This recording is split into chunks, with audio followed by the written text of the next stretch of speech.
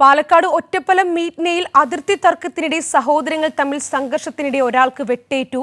മീറ്റ്ന പാറയ്ക്കൽ വീട്ടിൽ ബാലകൃഷ്ണനെ സഹോദരൻ ബാലസുബ്രഹ്മണ്യനും മകൻ സുരേഷ് ഗോപിയും ചേർന്ന് ആക്രമിക്കുകയായിരുന്നു. മുതുകിന് വെട്ടേറ്റ ബാലകൃഷ്ണനെ ഒറ്റപ്പാലം താലൂക്ക് ആശുപത്രിയിൽ പ്രവേശിപ്പിച്ചു. വിവരങ്ങളുമായി സച്ചിൻ ചേരുന്നുണ്ട്. സച്ചിൻ, എപ്പോഴായിരുന്നു സംഭവം? ഇപ്പോൾ വെട്ടേറ്റ ആളുടെ ആരോഗ്യനില എങ്ങനെയാണ്? എന്തൊക്കെയാണ് മറ്റു വിവരങ്ങൾ?